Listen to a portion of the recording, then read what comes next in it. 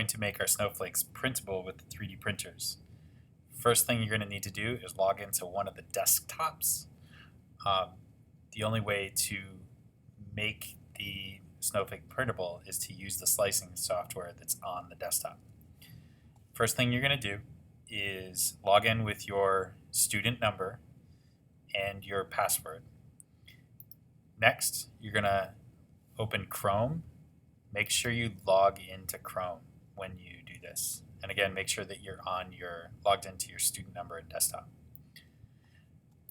Once you have your Snowflake finished, make sure you add 2 blocks. You're going to need to scale it, and you're going to need to make sure that it's sitting on the build plane.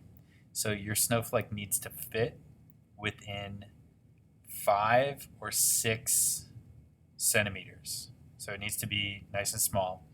I've done that using the scale block, and I've shrunk it to 20% of the X and 20% of the Y. And then I've also moved it so that it sits on the build plane. There shouldn't be any space between the build plane and your actual snowflake. So it needs to sit nice and flat. On the top of your snowflake, it can have lots of variation, but the bottom needs to sit exactly on the build plane, just like that. When you're finished, press export, and you're going to export as an STL. Click that, and then it will download right there. Next thing you're going to do is click on Finder, and you're going to open Flashprint. That's the easiest way to do it. So we're going to open that. The first time you open it, it's going to, you need to set it up. So you're going to click the one for our 3D printer, which is the Flashforge Finder. Click OK. And then you can look at these. Newer version, you can upgrade now. Click OK. We're not going to do that. So there's a couple of different icons that you'll notice. We can get to know those later. But basically, the first thing we're going to do, so you can click Continue or you can click the X. So this is the build plane right here. And I'm right-clicking to move around like this, just like in Tinkercad. So next, what we're going to do is we're going to click Load and find that STL. So we're going to go to Downloads. It's right there. So we're going to click Open.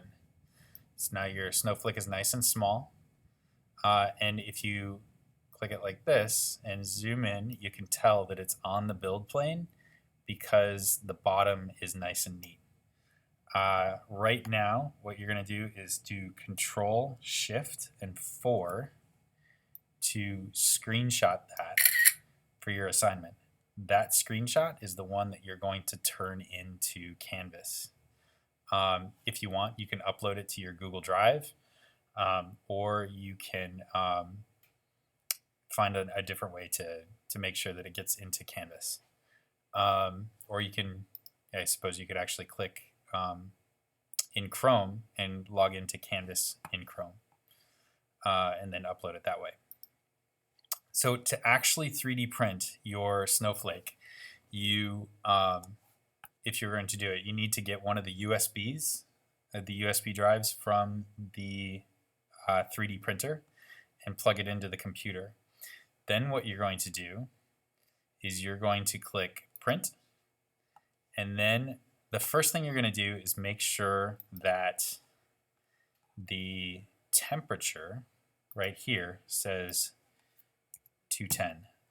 That's the temperature that our 3D printer works best at.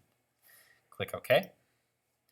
And then it's going to save a copy of the GX file. That's the type of file that our 3D printer knows how to use. So click Save. And this one, I've renamed it, or I've named my name too big, so it's going to just cut it off.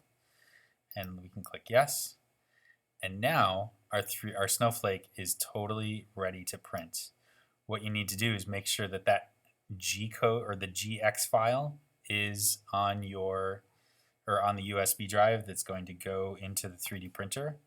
You can do that by clicking on the Finder and then clicking on Downloads. That's where the GX file landed. Then you can stick the USB drive into the computer, and then you can drag it onto the USB for the 3D printer. That's all you need to do. Great job.